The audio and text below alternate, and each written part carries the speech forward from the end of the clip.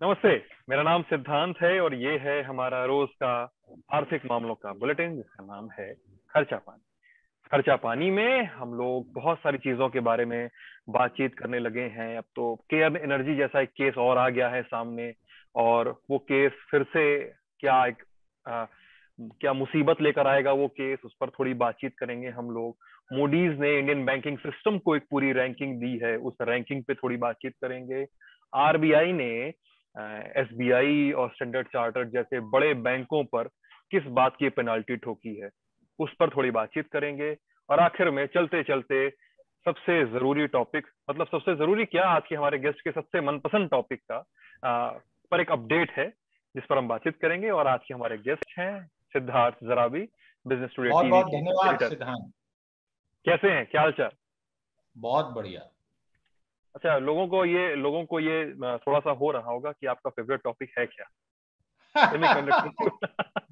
थोड़ा थोड़ा शो तक एंड तक इंतजार करवाते रहें ताकि बने रहें लोग इस शो में। जरूर जरूर जरूर।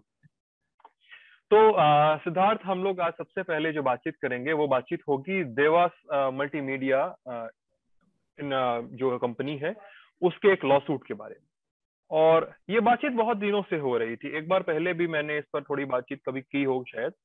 तो देवास मल्टीमीडिया, उन्हों वो इसरो और अंतरिक्ष जिसका जिसका जिसकी स्पेलिंग बड़ी अंग्रेजी में लिखी जाए तो स्पेलिंग उसकी बड़ी रोचक है, ANTRIX, जिसको आप अंग्रेजी में पढ़े तो एंट्रिक्स पढ़ सकते हैं। तो अंतरिक्ष और क्या कहते हैं, इसरो के कंबाइंड ऑर्गेनाइजेशन के साथ देवास मल्टीमीडिया काम करता था। अब देवास मल्टीमीडिया उस पूरे वेंचर से बाहर निकल गया। उस वेंचर से बाहर आने के बाद उन्होंने कहा है कि साहब हमें अब हर जाना चाहिए। केयर एनर्जी ने जैसे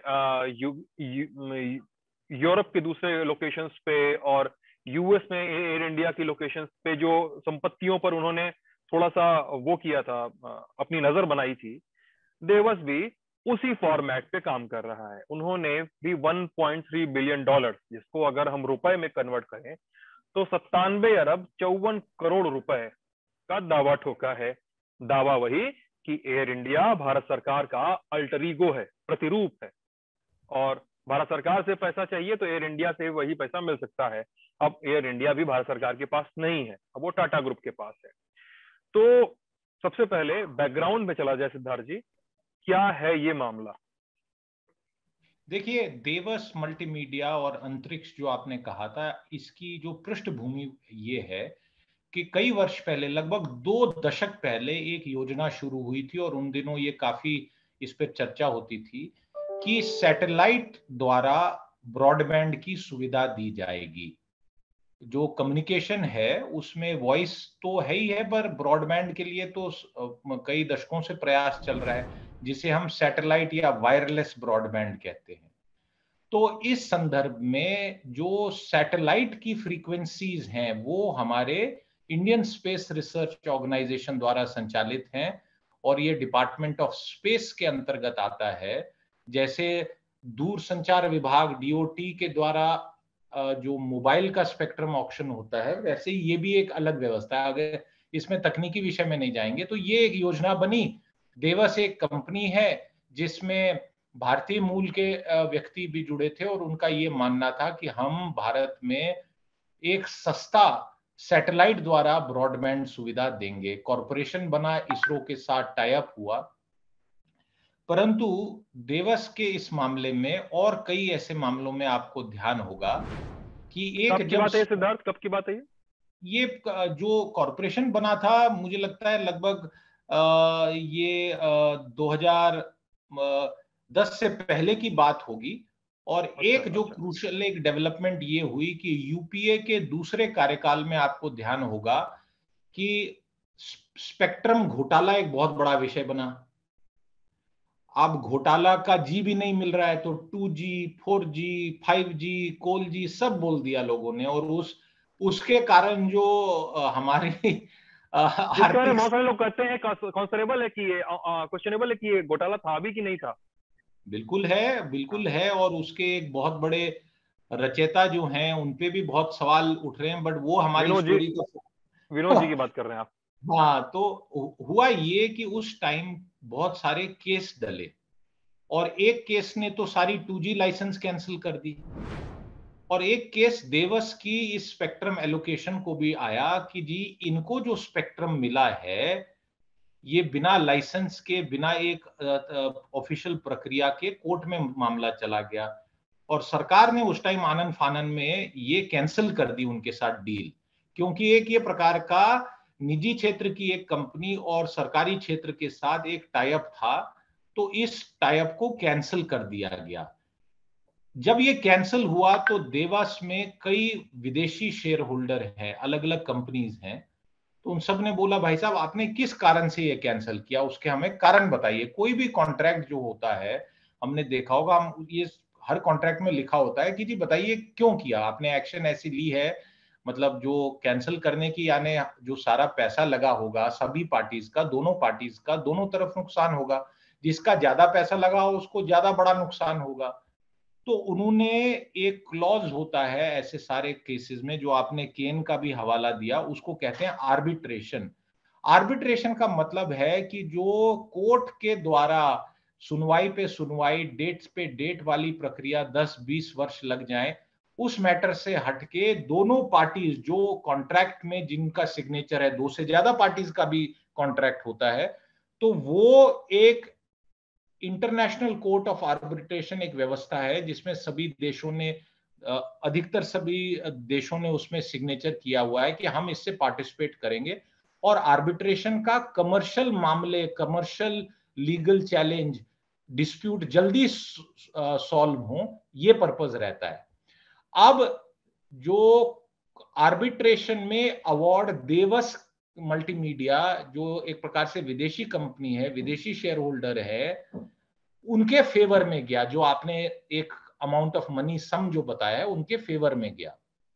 दूसरी तरफ एक प्रोसेस हुई कि भारत सरकार द्वारा, जो मतलब इसरो द्वारा और जो संस्था द्वारा, एक यहाँ पे एक केस किया गया जिसमें नेशनल कंपनी लॉ ट्राइब्यूनल, जो दिवालिया का कोर्ट है, जो दिवाली केसेस के जो होते हैं, कुड़की वाला कोर्ट अगर उसको वैसे कहा जाए, बैंक्रप्सी कोर्ट, उसमें ले गए और उन्होंने कहा कि जी ये जो देवस मल्टीमीडिया है ये शेल फर्म थी, घोस्ट फर्म थी, इसका कोई पर्पस नहीं।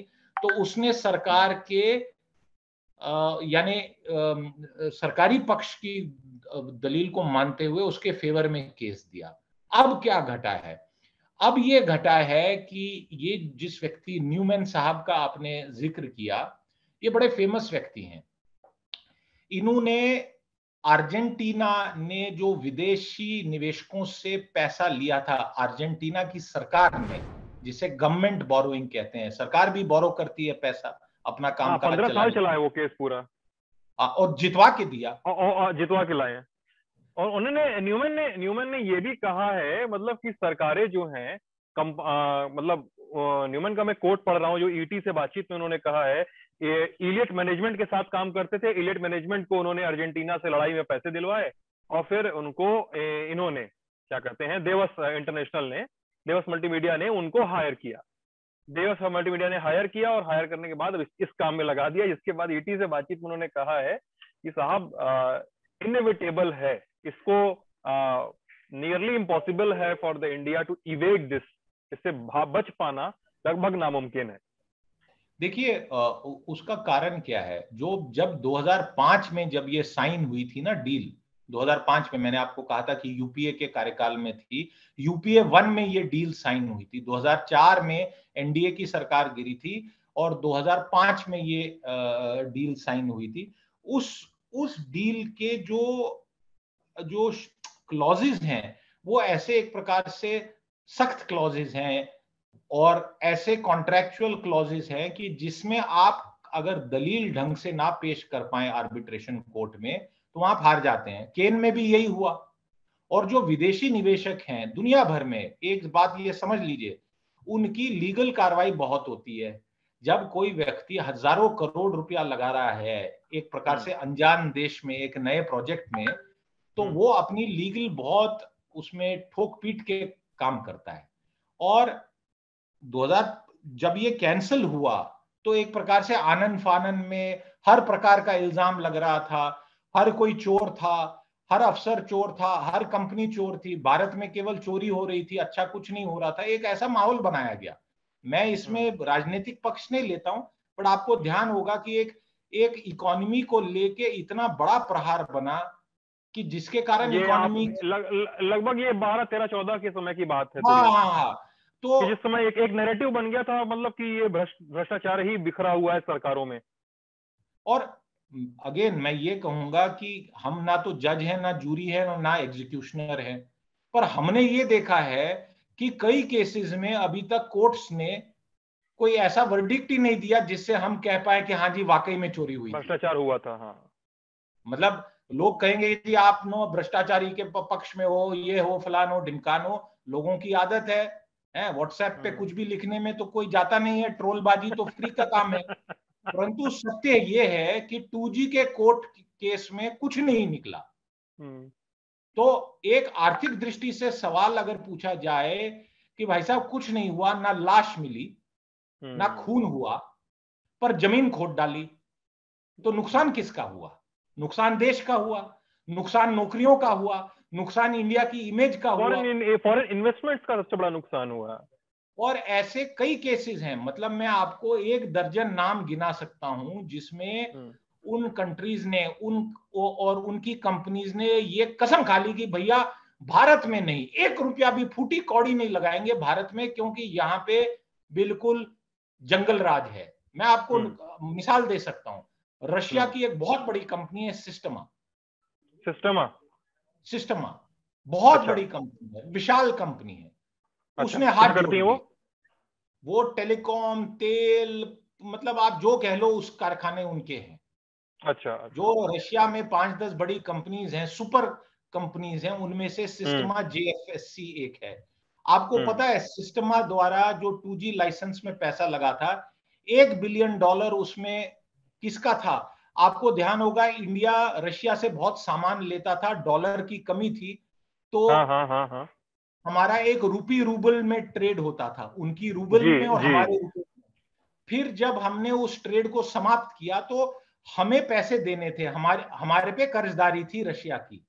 तो रशिया ने एक बड़ा यूनिक एक स्ट्रक्चर निकाला भारत सरकार के साथ मिलके कि आपने लगभग $1 बिलियन हमें देना है। आप $1 बिलियन, एक बड़ा कॉम्प्लिकेटेड स्ट्रक्चर बना भारतीय वित्त मंत्रालय और रशिया सरकार के साथ मिलके, जिसे रूपी रूबल ट्रेड को सेटल करने के लिए एक कंपनी में यहां निवेश करवाया गया। और जब वो कैंसिल हुआ तो मुझे ध्यान है रशिया के एक बड़े फेमस एम्बेसडर थे इंडिया के, जो संस्कृत के एक प्रकार से महाविद्वान थे, बहुत जबरदस्त संस्कृत और हिंदी बोलते थे, अलेक्जेंडर कदाकिन।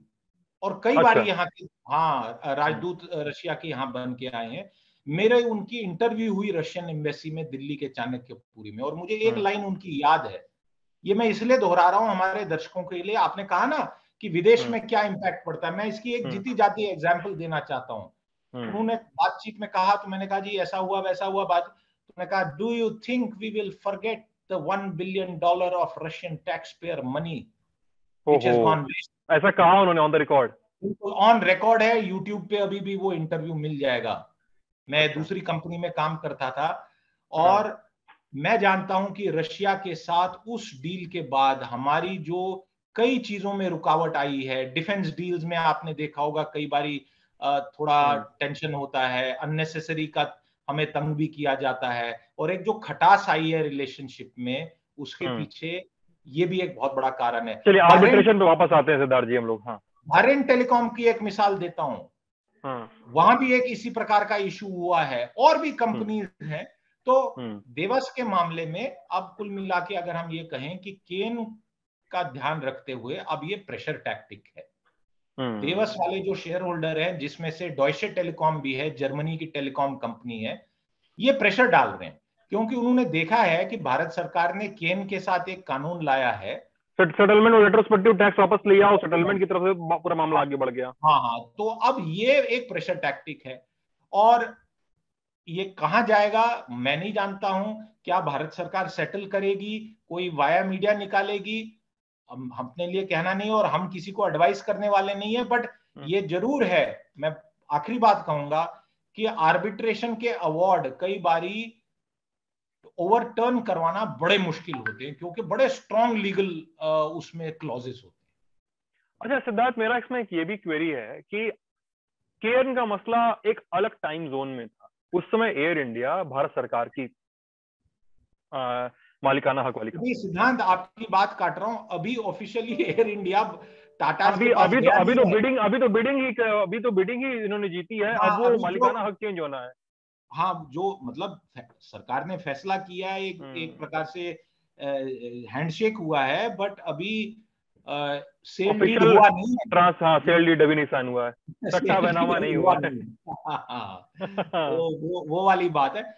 बट आप चलिए, आप पूछ रहे थे प्लीज। नहीं नहीं, मतलब मैं उसी पॉइंट पे आ रहा था, लेकिन इस मिला जुला के खतरा अभी भी है, क्योंकि आर्बिट्रेशन एक बड़ी चीज है। क्योंकि न्यूमैन ने अपने इंटरव्यू में जो पॉइंट्स गिनाए हैं ना सिद्धार्थ जी, आप उनको देखिए तो वो बार बार कह रहे हैं कि कंट्रीज और कोर्ट नहीं और नहीं, वो तो एनसीएलटी में बार बार वो सिद्धांत न्यूमैन साहब तो आप समझ लीजिए एक प्रकार से बाउंसर है, बाउंसर हैं। राम जेठमलानी है। तो अच्छा। राम जेठमलानी जब मैं कोर्ट में, बाउंसर कह रहा था उनको। हाँ तो राम लोन निकालने जेठमलानी जी, वाला। हाँ राम जेठमलानी जी कोर्ट के अंदर और कोर्ट के बाहर दोनों जगह तमाशा करते थे। मतलब जी स्वर्गीय जी। हैं, बहुत बड़े वकील रहे हैं, लॉ मिनिस्टर रहे हैं, बहुत कद्दावर हाँ ये एक तो एकदम, प्रकार से लेकिन जेठमलानी के बारे में ये तो एकदम श्योर है कि वो हमेशा पूरे केस को लेकर भी कभी भी ऐसा नहीं था कि सब जुडिस केस है उसको लेकर लेस वोकल रहे हो कभी वो। हाँ, तो ये एक प्रेशर टैक्टिक है, वो ये मानना चाहिए, ये पीआर है, इंटरव्यू देना भी पीआर की स्ट्रेटेजी है। कोई भारत हम्म। सरकार और वर्तमान सरकार कोई डरेगी ऐसा नहीं मेरा मानना है। पर मैं केवल आपको लीगल टेक्निकल बात कह रहा हूं कि भैया ये मामला जटिल मामला है, इसका कुछ वाया मीडिया निकालना पड़ेगा। हम्म। चलिए अगली खबर पे चलते हैं। अब इसके बाद हम लोग छोटी छोटी खबरों पे बातचीत करेंगे। छोटी खबरें ये है कि मूडीज ने इंडिया की बैंकिंग सिस्टम में, इंडिया का जो बैंकिंग सिस्टम है उसमें कुछ बदलाव किए हैं। क्या बदलाव किए हैं? नेगेटिव से स्टेबल में लेकर आ गए हैं उसको। पिछले दिनों भी मूडीज ने इंडिया की रैंकिंग को थोड़ा स्टेबल किया था, कुछ बैंकों की रैंकिंग में भी बदलाव किए थे। अब ये खबर सिद्धार्थ जी। 2004 से 2014 के 10 वर्ष के काल में हम्म। कई ऐसे बीज बोए गए हम्म। जो बिल्कुल कटीले पेड़ बन के निकले हैं। कैसे जो बीज? भारत, हाँ, कैसे बीज? ये बीज ऐसे है, अब आप उसको कैसे तो बोने वाले को ही पता है, बट जो जमीन के बाहर निकल के अभी दिख रहा है, मैं उसकी बात कर सकता हूं। ठीक है, आप तो वृक्षों की ही बात कीजिए तब। हाँ, तो कांटों से भरे हुए झाड़ निकले हैं, हाथ लगाए तो खून निकलता है। खून किसका निकल रहा है? तो हमारे बैंकिंग सिस्टम का भी बहुत बड़ा एक जो फाइनेंशियल स्ट्रेस आया, उसके पीछे 2004 से 10 तक जो एक प्रकार से लोन बांटे गए, लोन मेले लगते थे, और ये वो वाले लोन मेले नहीं है, ये कुछ खास लोगों के लिए लोन मेले लगते थे। और वो ऐसे कई लोग भाग भी गए, यहां से लोन लिया एक थैली में और दूसरी हथेली में उनके प्लेन की टिकट थी, और वो चंपत हो गए देश से। और आप देख रहे हो कि उनको वापस लाने की प्रक्रिया अभी तब से चालू है।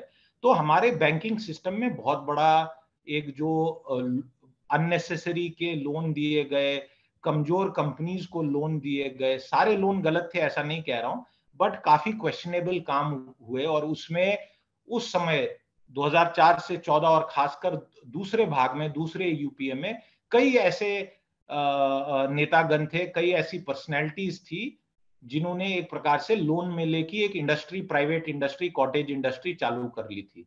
अगेन अब उनके साथ क्या होगा क्या नहीं होगा उस पर नहीं हम कह सकते, ये उसका परिणाम है।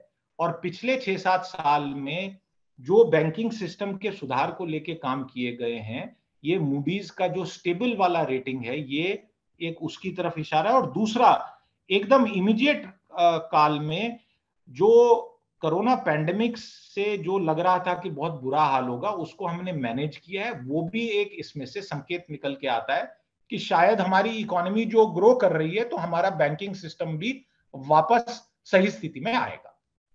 अरे सिद्धार्थ, मुझे मुझे लगता है ना, इस बात में थोड़ा सा एक और अलग तरीके से भी क्या सोचा जा सकता है क्या। 2004 से 14 तक का हम एक खासा एक उदारवादी रवैया देखते हैं, बैंकों का नहीं, खासकर सरकारों का, जैसे आपके कहे के मुताबिक। लेकिन 2014 के बाद से भी बैंकिंग सिस्टम में आपको क्या लगता है, क्या कोई, आपने जैसा कहा कि 5 से 6 सालों में सुधार की गुंजाइश है, तो 2014 के बाद से मुझे तो नहीं लगता है, क्योंकि आप देख रहे होंगे कि लोन डिसबर्सल के लिए बैंकों पर अभी भी उतना ही दबाव है, बैंक कोलेटरल फ्री लोन देने के दबाव हैं, सरकार की पूरी स्कीम ही है मुद्रा स्कीम, जिसकी मतलब मैं जिस पर ग्राउंड रिपोर्ट के लिए गया था एक बार, और उसके लगभग लगभग मोस्ट ऑफ द लोन्स उसके एनपीए होते जा रहे हैं। छोटे छोटे लोन्स को अगर कुकुरमुत्ते को पूरा मिला के देखें तो आपको एक पूरा छोटा मोटा जंगल दिखेगा जो एनपीए हो चुका है। तो लोन और बैंकिंग सिस्टम में मौजूदा सरकार का भी रवैया कुछ खास नहीं है, या तो उसके या 2014 से 19 वाली सरकार या 19 से लगाए कि सरकार अगले 4-5 साल तक चलेगी। तो बैंकिंग देखिए, सिस्टम में सरकार ने भी कुछ सुधारवादी काम तो किए नहीं दिखते मुझे। मेरा बस ये सोचना है कि सरकारों ने कभी बैंकों की ओर ध्यान नहीं दिया, नहीं देखिए, कोई भी सरकार हो।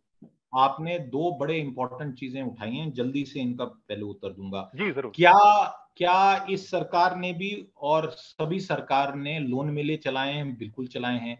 क्या पब्लिक सेक्टर बैंक्स को एक प्रकार से इंस्ट्रूमेंट ऑफ पॉलिटिकल यूज बनाया गया है? बिल्कुल बनाया एकदम, गया है। कोऑपरेटिव बैंकों का इतिहास ही रहा है ऐसा। गृह मंत्री अमित शाह भी और कोऑपरेटिव बैंक के डायरेक्टर रहे। तो और क्या वर्तमान में अभी स्थिति क्या है? देखिए, एक चीज हमें माननी पड़ेगी। आपको ध्यान आएगा कि जब डिमोनेटाइजेशन हुई तो बैंकों के पास इतना दबा के कैश आया, आप जानते हैं ना ये बात। जी। तो ये तो डिपॉजिट थी, लाइबिलिटी बढ़ गई बैंक्स की। पर दूसरी हम्म। तरफ अगर हम देखें, पिछले 5-6 सालों में बहुत प्रयास किए गए हैं बैंक्स की फंक्शनिंग, उसकी अपॉइंटमेंट्स, उसके जो कैपिटल होता है, जो सरकार ने उसमें इक्विटी कैपिटल डालना होता है, और 2-4 बड़े मर्जर भी अटेम्प्ट किए गए हैं। टेक्नोलॉजी के इश्यूज को भी सॉल्व किया गया। और सबसे बड़ी बात मैं, और ये बिल्कुल एक एनालिस्ट के नाते कह रहा हूं, कि जो पॉलिटिकल इंटरफेरेंस है, आपने मुद्रा का जिक्र किया, बिल्कुल है, पर मुद्रा का total amount versus corporate loans में बहुत वो बड़ी भी फर्क। है, वो एकदम है, एकदम है। मैं एक पर्सनल लोन की बात कर रहा था, आप कॉर्पोरेट लोन पे आए तो वो स्ट्रक्चर और भी विराट हो जाता है और भी बड़ा हो जाता हाँ, तो इसमें चेंज हुई है। बट क्या ये 100% सुधार हुआ है? बिल्कुल नहीं हुआ है।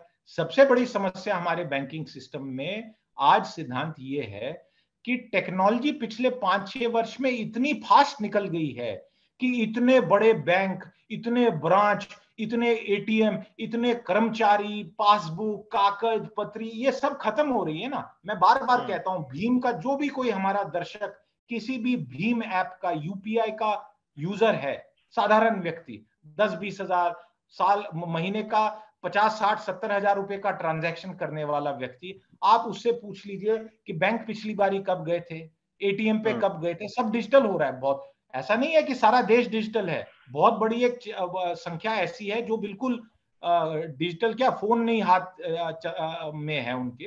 मैं वो बात भी मानता हूं, सुधार हुए हैं। पर क्या सरकार को अपने आप को बैंकों से दूर रखना चाहिए? जैसे एयर इंडिया का विनिवेश हुआ है, मैं आज आपके सामने ये बात कह रहा हूं सिद्धांत, जी। भारत सरकार को किसी भी बैंक में मेजॉरिटी ओनरशिप रखने की आवश्यकता ही नहीं है। स्टेट बैंक को रख लीजिए स्ट्रेटेजिक पर्पस के लिए। बाकी जो ये सरकारी बैंक हैं, ये सरकारी नहीं रहने चाहिए। सरकार इसमें अपनी स्टेक रखे, गोल्डन शेयर रखे, बट 51% से भी कम आना चाहिए। इस सरकार की स्टेटेड पोजीशन है कि हम 49% भी बाहर को दे सकते हैं, 51% से नीचे नहीं आएंगे। मैं ये कहता हूं कि सरकार को 26% पे आना चाहिए, गोल्डन वोट रखना चाहिए। सरकार क्या अच्छा, आपका कहना है सरकार मतलब एसबीआई को छोड़ के सारे सरकारी बैंक खत्म हो जाएं इस देश में, सारे प्राइवेटाइज हो जाएं? नहीं, आप मेरे को मिसकोट कर रहे हैं। मैंने नहीं, मैं खत्म पूछ कहा? रहा हूँ आपसे। मैं सॉरी, आई एम नॉट ना, मिसकोटिंग यू सरकार सिद्धार्थ जी। शब्द हटा दीजिए, सरकार शब्द हटा दीजिए। हाँ। बैंक रहना चाहिए, कर्मचारी रहने चाहिए, सेवा सुविधा, गांव में ब्रांच, गांव में एटीएम रहना चाहिए। 100% सरकारी ओनरशिप के बदले 26% सरकार के पास रहे, 74% अलग अलग लोगों में बांट दीजिए। किसी एक कंपनी को इसका मालिक मत बनने दीजिए, इसको प्रोफेशनल लाइंस पे चलने दीजिए। और जब आवश्यकता पड़े, बोर्ड द्वारा सरकार कोई भी अपना निर्णय चाहे वो करवा ले। आखिर मेरे को सुपरसीड बताओ, करे। सरकार ने करना क्या है बैंक के द्वारा? कमाई आपकी, टैक्स आपका, बैंक ने ब्याज आपको देनी है, सरकार किस बीच के लिए? उसको लोन ही देने हैं ना सरकार को, तो वो तो आप दे सकते लेकिन हैं। इससे इससे एक चीज ये भी तो हो सकती है, मुझे लगता है सिद्धार्थ, ये बात भी हो सकती है कि सरकार के ऊपर जो अनावश्यक बोझ है वो भी बिल्कुल शायद है। इससे। नहीं, और एक आखिरी बात सिद्धांत, बात काटते हुए एक आखिरी बात, मेरे पास इसका एग्जैक्ट नंबर नहीं है, सवाल पूछता हूं, कोई दर्शक ही इसका जवाब दे दे, मैं करूंगा रिसर्च इस पे। पिछले 5 वर्ष में इतनी सारी जो फिनटेक कंपनीज आई हैं, एनबीएफसीज हैं, इन्होंने कितनी नौकरियां जोड़ी हैं? ठीक है, इसको जोड़ लेंगे। दूसरी तरफ मुझे सवाल का जवाब दीजिए कि कितने प्रोबेशनरी ऑफिसर के जॉब आए हैं पब्लिक सेक्टर बैंक से, कितनी नई भर्तियां हुई हैं पब्लिक सेक्टर बैंक्स में पिछले 6-7 साल। तो आखिरी बात, भाई साहब, सरकारी बैंक नौकरी देता था ना पहले, प्रोबेशनर ऑफिसर की जॉब बहुत बड़ी जॉब थी। वो जॉब अब आती नहीं है, मुझे एक बैंक अधिकारी बता रहे थे कि अब सब जॉब आती ही नहीं है, तो अब रिक्तियों के विज्ञापन नहीं आते हैं। आपको मुझे क्या फायदा? और क्या सरकारी बैंक कम ब्याज पे देते हैं लोन? क्या 2% कम देते हैं? क्या आपके मेरे टाइप के व्यक्ति के पास जो इनकम टैक्स पेयर है उसके घर पे आके लोन देके जाते हैं? अगर आपने पॉवर्टी लाइन वाली कुछ वेलफेयर स्कीम्स की सेवा करनी है तो उसके लिए इतना बड़ा ये व्यवस्था क्यों चाहिए? एयर इंडिया बहुत बड़ी एग्जाम्पल है ना। आप एयर इंडिया में पैसा झोंक के अचीव क्या कर रहे हैं? देखिए, इस मानसिकता से बाहर निकलना पड़ेगा देश के युवा को। जी। आप और मैं निकल चुके हैं। लोग कहेंगे अरे भाई साहब, आपको तो सरकारी बाबू की नौकरी नहीं मिली इसलिए प्राइवेट सेक्टर के गुणगान कर रहे हो। ठीक है, प्राइवेट सेक्टर में मगर सैलरी भी तो उतना ही ज्यादा मिलता है ना। अच्छा, मुझे यहाँ पर 2 चीजें कहनी है सिद्धार्थ जी आपसे। एक तो लोग ये इस बात को लेकर कई सारे लोग इस बात को कहते हैं कि सरकार अब एक नैरेटिव सेट कर चुकी है कि साहब अब ये फंक्शनिंग है और इस फंक्शनिंग की तुलनात्मक अध्ययन कीजिए तो साहब लगेगा कि अच्छा बैंकों की जो खस्ता हाल है उसके लिए प्राइवेटाइज ही कर दो या उसमें डिसइन्वेस्ट ही कर दो अपना शेयर होल्डिंग। तो सरकार या तो एक तरीका हो सकता है। दूसरा, आपने जो कहा है बुरा मत मानिएगा, लेकिन आप कमेंट में लोग कहेंगे कि आप सरकार की बात करते हैं, ये करते हैं, वो करते हैं। 6-7 सालों में क्या केंद्र सरकार की ओर से, मौजूदा मोदी सरकार की ओर से बैंकिंग सिस्टम क्या उतना रोबस्ट रहा? उसमें कभी ढीला ढाली कोई ढीला पेच नहीं दिखा इसको कसा जाए? मूडीज की रैंकिंग को स्टेबल से और हम इन्वेस्टमेंट ग्रेड तक लेकर आ सकें सर? देखिए, आपके सवाल का एक लाइन में उत्तर। जी सर। भैंस पूरी डूबी नहीं, भैंस अभी बची हुई है, जिंदा है, तो दूध दे रही है। आपको मुझे ये तय करना पड़ेगा, दर्शकों को ये तय करना पड़ेगा कि वो पूरा डूब जाए तभी खुश होंगे क्या?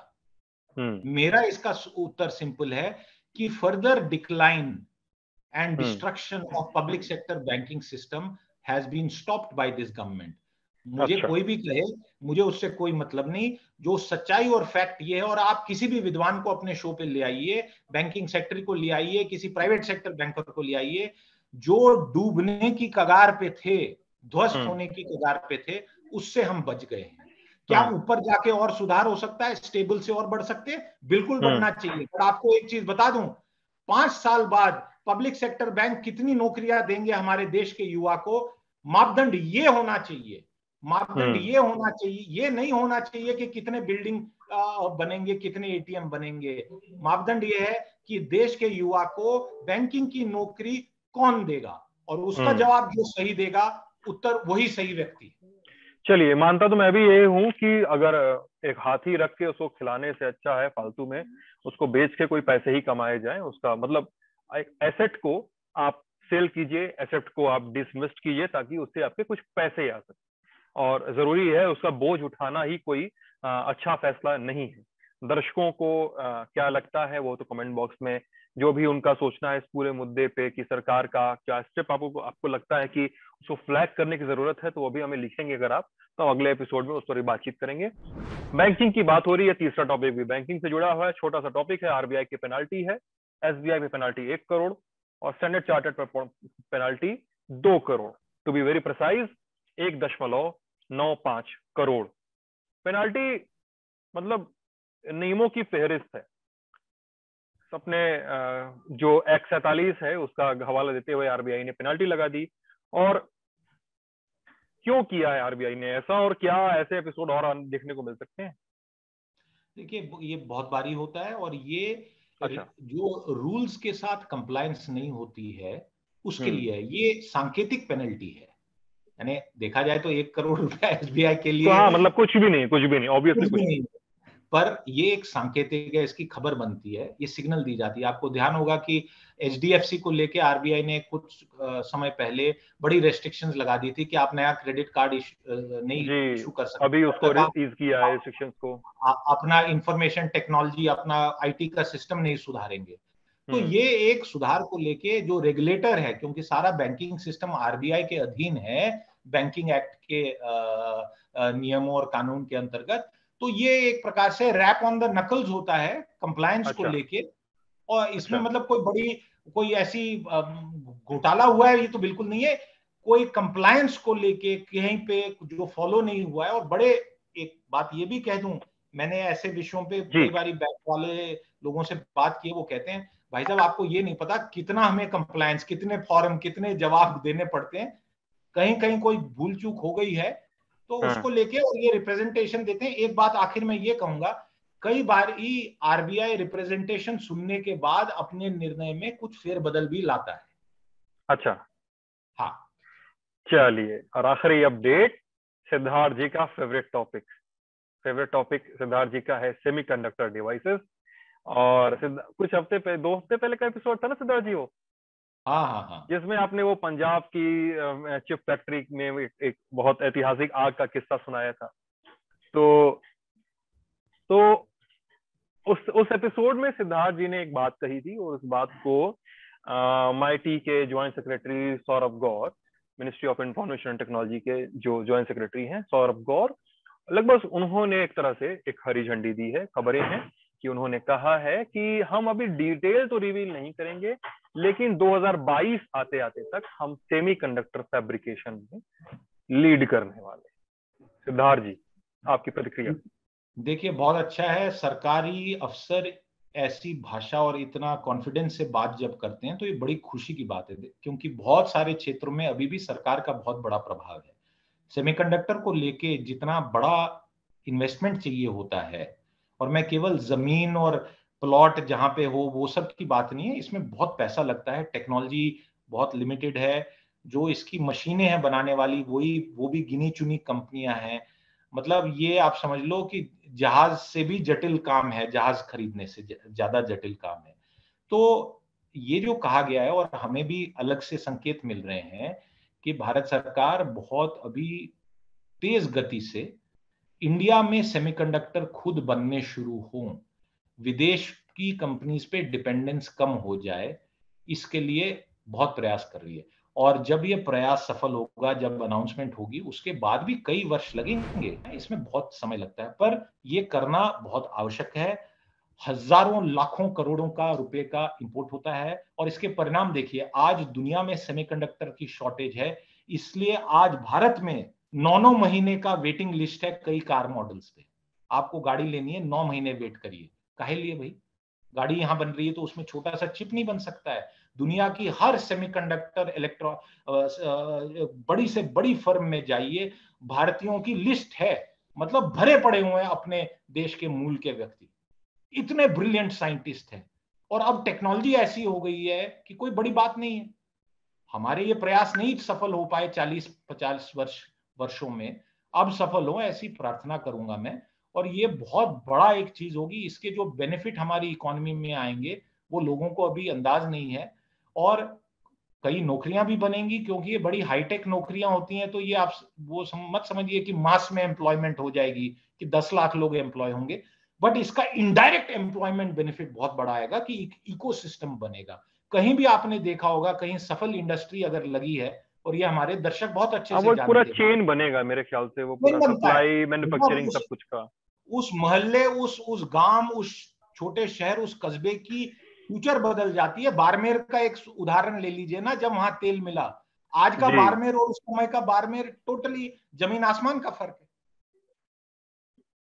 चलिए, तो खर्चा पानी अब अपने आखिरी दौर में है। अब हम लोग मिलेंगे कल। अपना ख्याल रखिएगा आप लोग।